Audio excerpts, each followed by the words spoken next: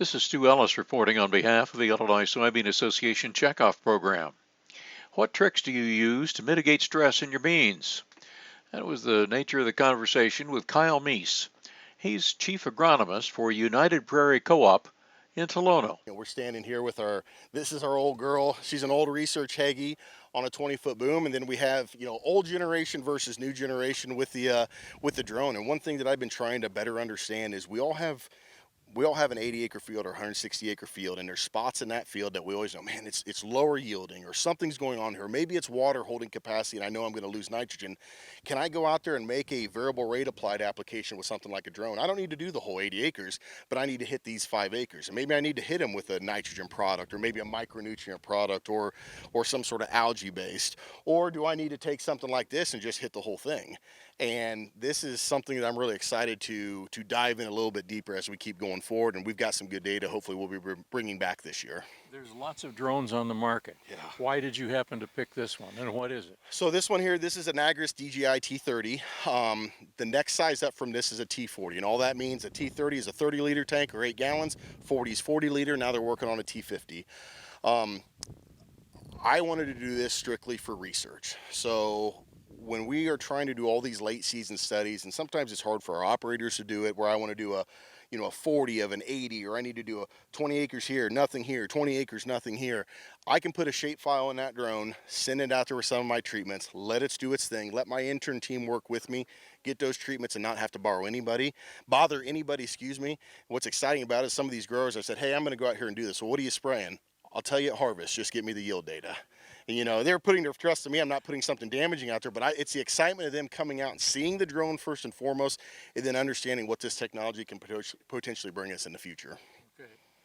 A couple of great ideas for stress mitigation. Is there any other stress that you have seen this year that you've had some at least thought? The one stress we talked about at the field day this morning was that smoky weather that we were dealing with from the wildfires, and what did it cause? I had a question today. They said, do you think all that smoke maybe increase the sulfuric acid in our atmosphere, and maybe we'll get some sulfur out of it through the rains? Potentially we could.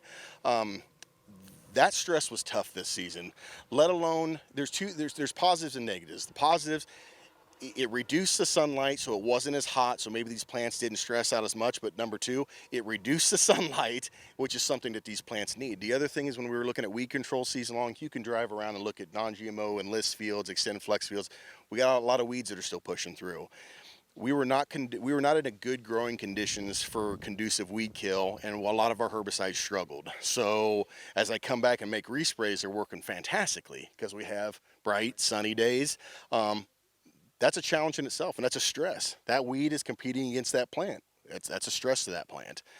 For those farmers who have weeds that are in corn, that may create some more generations of weed for next year in soybeans, what sort of suggestions might you have there? So we've been talking about this a lot. The nice part about corn is nobody ever wants to go in it right now, so you can't see what's the issues that you have. I've been fortunate. I visited with Aaron Hager a little bit on this early on from the U of I, and was asking his opinion when we were doing seeing some carryover issues, and then what the future is going to entail. Residuals are always going to be our friend. If we can get as much residual out there that is safe for the plant, but can keep that weed from emerging, that's crucial. Overlapping residuals, I like to say in most cases, are extremely beneficial unless you don't get any rainfall. If you don't get any rainfall, then those overlapping residuals that struggle to make them work. Case in point, why a lot of these non-GMOs are tough. The last thing, when it comes in list beans, and United Prairie is a pretty large enlist company, in the past you've had some growers that are running enlist and Roundup, some that are maybe running Liberty and Roundup, few that are running enlist and Liberty. Next year you will see a lot of enlist and Liberty. Throw two modes of action that are out there that are effective on those weeds, and not just water hemp. Water hemp's the one we focus on, but when we look at morning glory and we look at lamb's quarter and these velvet leaves that are bare, use chemistry that can kill them both and effectively, and then we just have to work with Mother Nature and hope she helps out. But I think those are some key findings and some things that we will implement going into 2024. That's your soybean update. I'm Stu Ellis. To learn more about the Illinois Soybean Association and the checkoff that pays off, go to ilsoy.org.